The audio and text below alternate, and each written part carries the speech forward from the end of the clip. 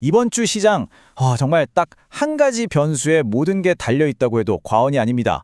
그게 뭐냐면요. 바로 미국과 이란의 충돌 가능성. 그리고 이게 호르무즈 해협에 어떤 영향을 미칠까 하는 거죠. 아마 다들 지금 제일 궁금한 게 이거 아닐까요? 그래서 내 포트폴리오는 어떻게 되는 건데? 바로 그 질문에 대한 답을 오늘 한번 명쾌하게 풀어보려고 합니다. 우리가 뭘 해야 하는지까지요. 자, 이 복잡한 문제를 좀 체계적으로 이해하기 위해서 딱 5단계로 나눠서 살펴볼게요.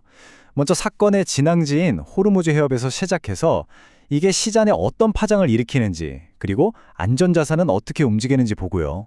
앞으로 가능한 시나리오 3가지를 짚어본 다음에 최종적으로 우리의 생존 전략은 뭔지 이렇게 쭉 따라가 보겠습니다. 네, 그럼 바로 본론으로 들어가서 모든 이야기의 시작점, 지정학과 세계 경제가 정면으로 부딪히는 곳, 호르무즈 해협부터 한번 제대로 파헤쳐보죠. 자, 이 숫자 좀 보세요. 20%. 이게 뭐냐면 전 세계 바다로 운송되는 석유의 20%가 바로 저 좁디 좁은 호르무즈 해협을 지난다는 뜻입니다. 어마어마하죠? 왜 이곳을 글로벌 경제의 목줄이라고 부르는지 이 숫자 하나로 그냥 딱 설명이 끝나는 겁니다. 만약에 말이죠. 여기에 문제가 생긴다? 그럼 단기적으로 유가는 순식간에 10에서 20% 폭등할 수 있고 심리적 저항선인 배럴당 $100를 뚫어버릴 수도 있습니다. 그뿐만이 아니에요. 해상보험료, 물류비 다 치솟으면서 잠잠해지나 싶었던 인플레이션 불씨를 다시 살릴 수도 있죠. 근데 여기서 진짜 중요한 건 뭐냐면요. 시장은 막상 전면전이냐 아니냐보다 해협을 막았다, 통제한다, 이런 뉴스 헤드라인 하나에 훨씬 더 예민하게, 훨씬 더 격렬하게 반응할 거라는 점입니다. 유가 급등은 사실 시작일 뿐입니다. 이제 그 충격이 주식시장으로 어떻게, 어떤 경로로 퍼져나가는지 그 연쇄 파동을 한번 따라가 보겠습니다. 이게 진짜 도미노 넘어가는 거랑 똑같아요. 한번 볼까요? 자, 일단 유가가 확 튀죠. 그럼 바로 인플레이션 다시 오는 거 아니야? 하는 걱정이 생기고요.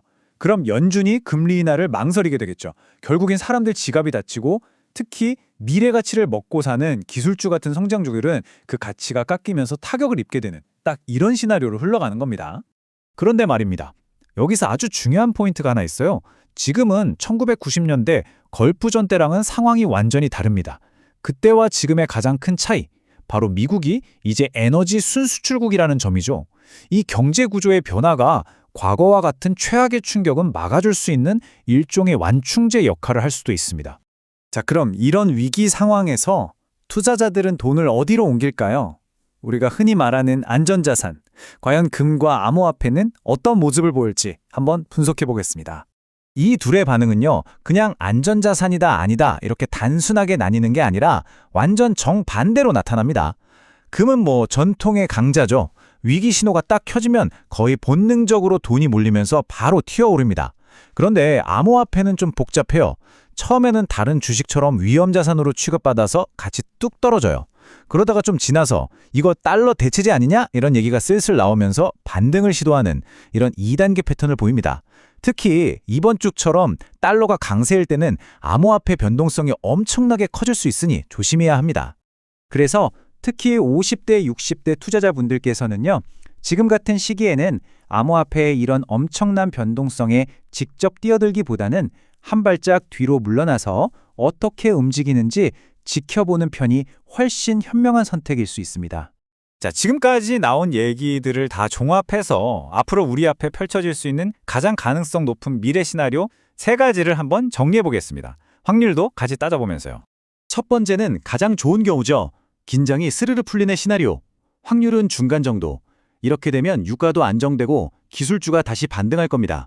세 번째는 최악의 시나리오. 진짜로 해협이 봉쇄되는 건데 확률은 낮지만 만약 터지면 전 세계 증시가 2주에서 4주 정도는 엄청난 충격을 받을 겁니다. 그리고 가장 확률이 높은 시나리오가 바로 이 두 번째입니다. 지금처럼 팽팽한 긴장감이 계속 유지되는 거죠.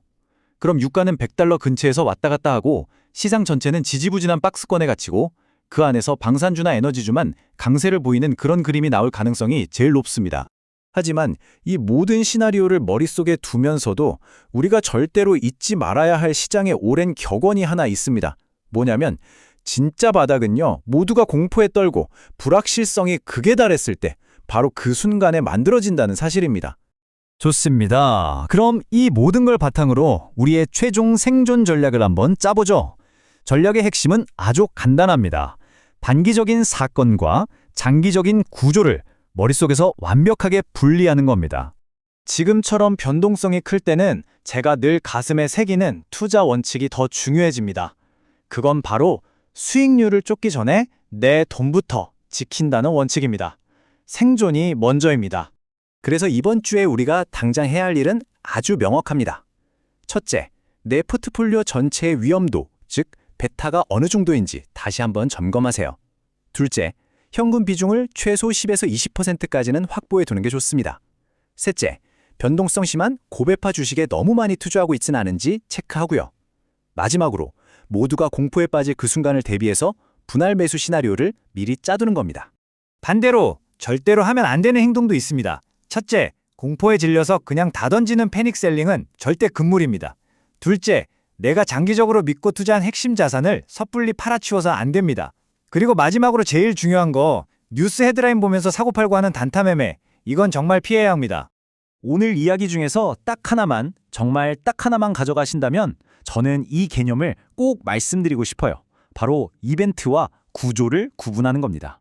지금 벌어지는 전쟁 같은 건요, 시장에 충격을 주는 이벤트예요. 일시적이죠. 하지만 AI 혁명 같은 건 시장의 판을 바꾸는 거대한 구조적 흐름입니다. 우리가 해야 할 일은 뭘까요? 맞습니다. 이 단기적인 이벤트에서 내 자산을 지켜내고 결국에는 저 거대한 구조의 흐름에 올라타서 수익을 내는 것. 이게 핵심입니다. 전쟁 같은 이벤트는 시장을 흔들 수는 있어도 여러분의 투자 원칙까지 흔들게 놔둬서는 안 됩니다. 자, 여러분께 묻겠습니다. 이번 주에 닥쳐올 이 단기적인 이벤트의 공포 때문에 여러분이 굳게 믿고 있던 장기적인 구조에서 스스로 걸어 나오시겠습니까? 그 답을 찾아보는 한 주가 되시길 바랍니다.